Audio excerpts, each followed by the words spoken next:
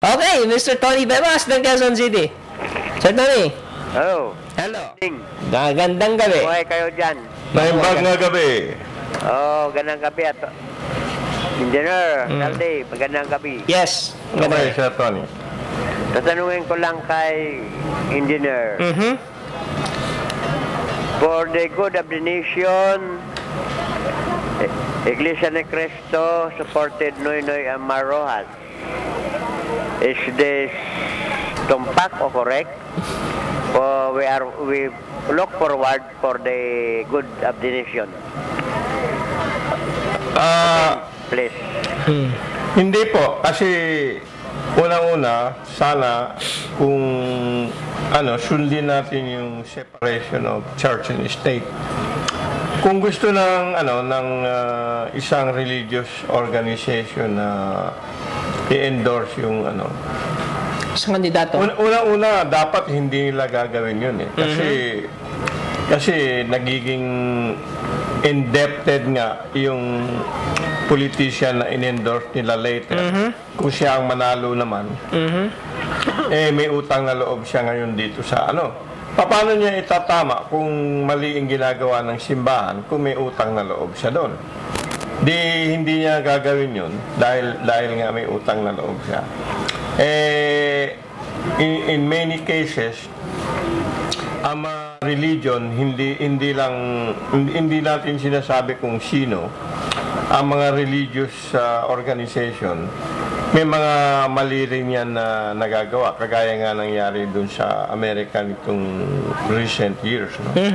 Yung maraming sexual predators, pedophiles sa loob ng simbahan.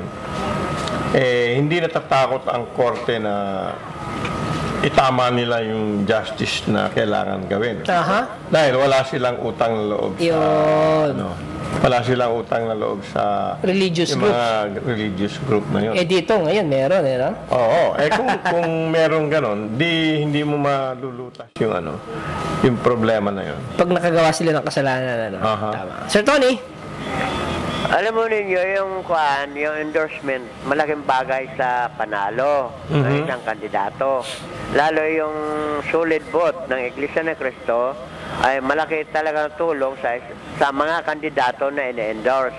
Kundi, kung mahalal naman tayo, mahalal naman sila,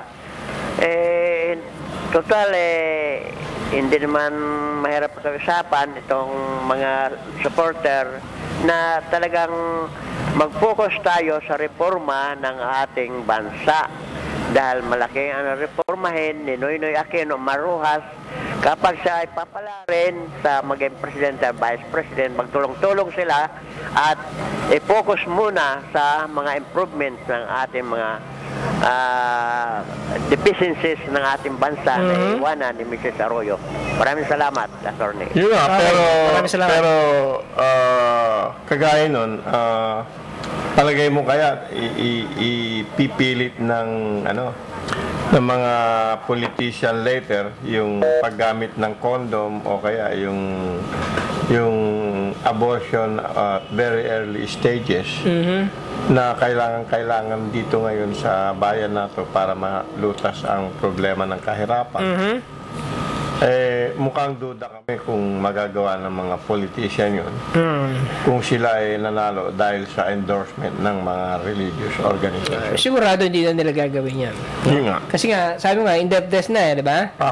So, mahirap silang gumalaw, Okay, nakumpleto na yung text ni Mark kanina. Sabi, lahat ng pinag-usapan natin many years ago, kasaldi, napagkakatotoo na. Bakit di mo sabihin sa kanila na may full electronic election system na 100% Filipino solution? Ayun, Filipino solution yun, Actually, ang nag-develop noong concept ay Filipino.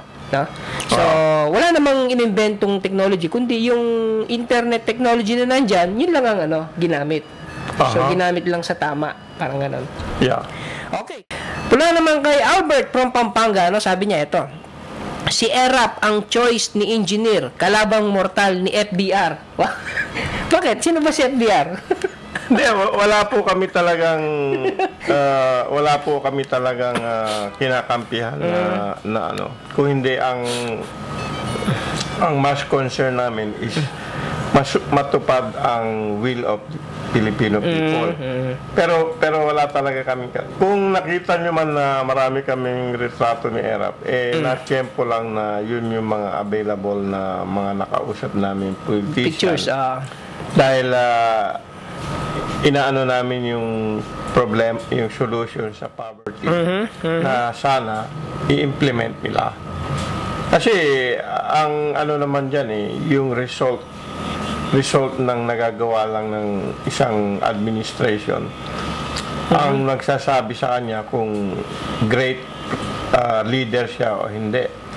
Kung sumama ang kalagayan ng mga tao, kahit na anong sabihin niya, baliwala yun. Now, kung umigi naman ang kabuhayan ng mga mamamayan, kahit na anong sabihin ng media at saka ng mga baliwala naman yun. Dahil ang mga mamamayan, alam nila mabuti yung ginawa nila. Oo, dahil naging maganda buhay nila, no? Yeah. Okay. So, itong dalawang binabakit ni Sir Tony kanina, yung Rojas at saka itong Aquino, no?